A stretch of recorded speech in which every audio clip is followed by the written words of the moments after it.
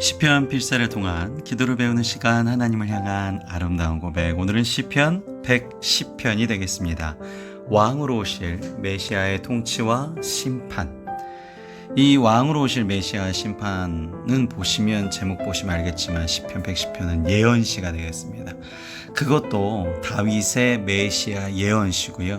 굉장히 짧은 본문입니다. 하지만 예수님, 마태복음 22장, 마가복음 12장, 누가복음 20장 예수님께서 인용하셨고, 그의 제자들도 사도행전 2장, 고린도전서 15장, 히브리서 1장에 인용이 되었던 대표적인 메시아 예언시가 되겠습니다.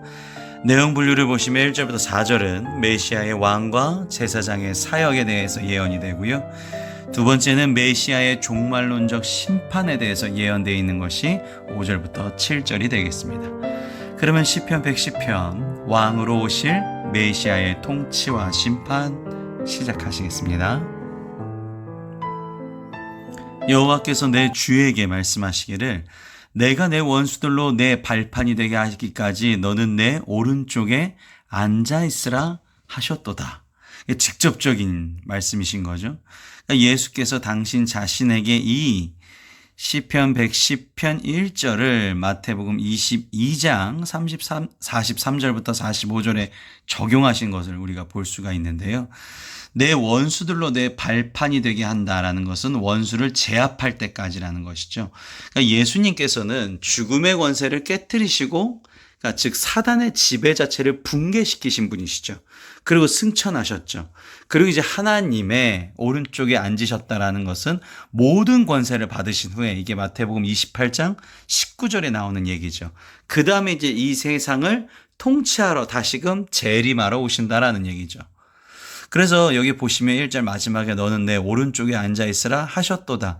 메시아께서 여호와 하나님과 동일한 힘, 권위, 권세를 가지고 피조물을 다스리실 것이다 라는 것이 1절의 직접적인 언급이 되겠습니다.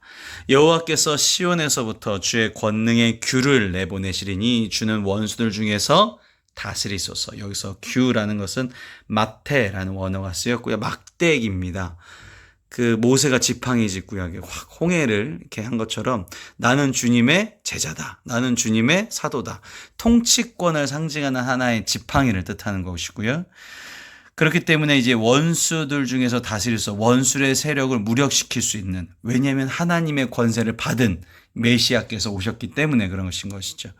주의 권능의 날에 주의 백성이 거룩한 옷을 입고 즐거이 헌신하니 새벽 이슬 같은 주의 청년들이 주께 나오는도다.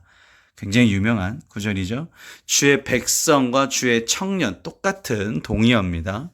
주의 권능의 날이 되면 하나님이 메시아를 통해서 이 땅에 오셔서 완벽하게 다시금 이 세상을 어떻게 보면 정리하시는, 심판하시는 그런 권능의 날에는 거룩한 옷을 입고 주의 백성과 청년들이, 거룩한 옷이라는 것은 거룩함이 굉장히 충만한 상태라는 거죠, 이 사람들이.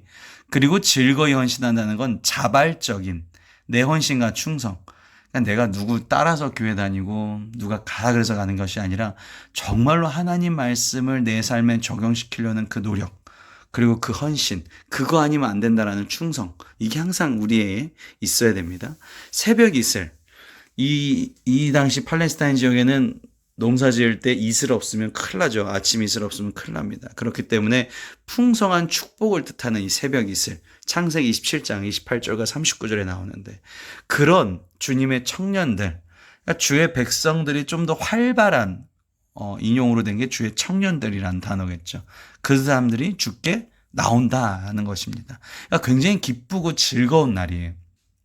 내가 끝까지 충성을 다해서 내가 자발적으로 했던 그 목표가 드디어 이루어진 상태라는 것이죠. 재림, 이 예수님이 다시 오신 날은 우리가 심판의 날이라고 두려울 게 아니라는 거죠. 3절만 보셔도 알겠지만 잔치날이죠. 여호와는 맹세하고 변하지 아니하시리라 이르시기를 너는 멜기세덱의 서열을 따라 영원한 제사장이라 하셨도다.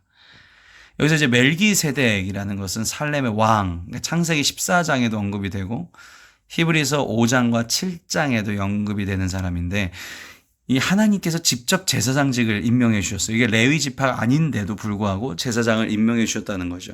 즉 예수님도 멜기세덱 서열 따라 하나님께서 예수님을 직접적으로 제사장이라고 임명하셨다라는 건데, 결국 하나님이 이 인간, 하나님이 창조하신 피조물과의 사이를 중보하는 역할을 예수님께서 하고 계신 거죠.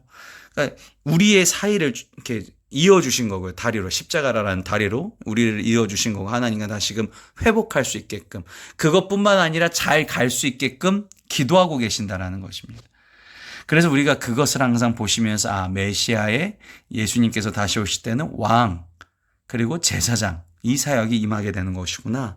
그 다음에 5절부터 7절은 종말론적 심판에 대한 얘기가 나옵니다. 주의 오른쪽에 계신 주께서, 이제 오른쪽이라 그러면 그 동일한 권세를 받았다라는 걸 이해하시면 되겠죠. 주의 오른쪽에 계신 주께서 그의 노하시는 날에 왕들을 쳐서 깨뜨리실 것이라. 자, 이제 심판이 임하게 되는데, 메시아가 이 땅에 재림하시어 사단을 굴복하게 하시는 것인데, 문 나라를 심판하여 시체로 가득하게 하시고 여러 나라의 머리를 쳐서 깨뜨리시며, 그 사단과 그 수하인, 그러니까 사단의 생각을 가진 죄악된 가치를 추구하는 나라들은 멸망에 이른다라는 뜻입니다. 여기서 나라는 그 특정 한 구역의 나라를 뜻하는 것이 아니라 그 사단의 생각을 가지고 있는 모든 이들이 멸망에 이르게 된다라는 것이죠.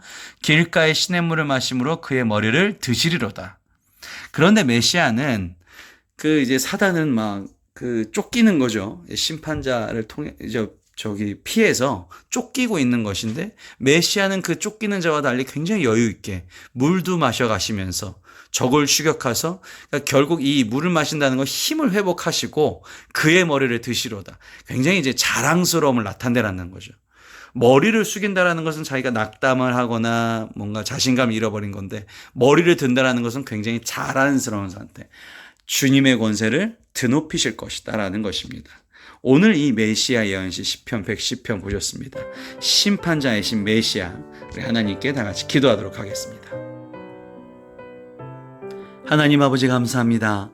부족한 죄인이 주님의 인자하심과 인도하심 속에서 말씀 듣고 다시 소망을 갖게 하여 주시니 감사드립니다. 오늘도 주님께서 나의 제사장이 되어 주셔서 주님의 모습 회복시키기 위하여 중보하여 주시니 감사드립니다. 주님 닮게 하여 주시옵소서. 항상 감사와 찬양으로 주님의 마음을 받기 원합니다. 감사가 넘치는 삶 되게 하여 주시옵소서. 주님의 길에서 벗어나는 죄의 심각성을 깨닫게 하여 주시옵고, 순간순간마다 주님의 성품을 닮아 사랑을 베풀게 하여 주시옵고, 주님의 길에서 벗어나지 않게 하여 주시옵소서. 주의 권능의 날, 새벽 이슬 같은 주님의 백성이 되게 하여 주시옵소서. 사랑과 은혜가 충만하신 예수님의 이름으로 기도드렸사옵나이다. 아멘.